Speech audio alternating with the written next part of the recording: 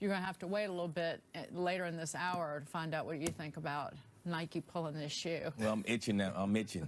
I'm ready to talk. Because apparently it was Colin Kaepernick placed a phone call, and they pulled the shoe. But anyway, I've already been talking to one of my favorite people on the planet, Rhonda, about this morning, so I can't wait for that.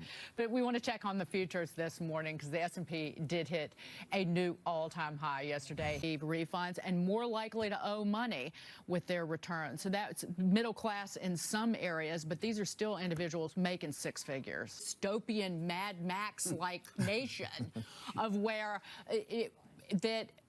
people like the very rich were living in these giant mansions on hills, and then everybody else was like scrambling for food and water. That's what it came across like. But this aid package that was passed, $2.8 billion of it is for unaccompanied alien children being held, the program run by Health and Human Services, because there's been a gross shortage of beds, and children are in Border Patrol custody waiting for placement in HHS care. And I'll just point out that AOC, again, this for the cameras and for Twitter, maybe, is for the Health and Human Service program for children. I want to point this out. The Washington Times is reporting that Ocasio-Cortez screamed at federal law enforcement agents in a threatening manner during a visit to the Border Patrol facility in El Paso. Order left and right. And so the Democrats have to wake up for the fact that she wouldn't vote for this bill, and President Trump has put his entire presidency on the Border Patrol. And I want to point out that the Trump administration asked for this money, had been requesting it for months.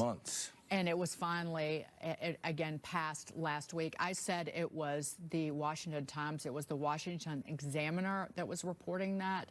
But again, that AOC was screaming, that the Congresswoman was screaming. But where does this all go? Lindsey, if you want to weigh in before we go. I just think it's going to be a major topic for the presidential debates going forward and the presidential election. Trump made this a big deal, so the Democrats have to respond. And so I think that's what you're seeing. All the Democratic presidential candidates are going to the border. So if it's not an issue, it really isn't going to be an issue. And certainly the far left of the far left members of the Democrats in the House were upset with Nancy Pelosi. But did she? I mean, she had that moment of she knew that this was the right thing to do. Absolutely, Nancy Pelosi, and she knows what to do. And I was in Miami last week at the debates, and every single one of those presidential candidates went to Homestead, Florida, to one of the detention facilities to draw attention to that and to basically condemn what's going on there. But again, they're not necessarily offering any solutions to solve the problem. That's the issue. Well, they want to give illegal immigrants health care, which they all raised their hand in that second debate for that. But that's a topic for later in the show. Because Lindsey Bell, Real Clear Politics co-founder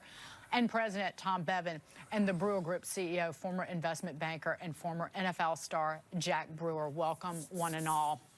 We were talking politics and Joe Biden really pulling back in the polls, but the opportunity is there for somebody to step up. But what do they need to do? Because, again, the picture that they were painting at those debates last week was not an America most of us recognized. Representing themselves as electable enough to the broader public and being able to come back to the center for the general election.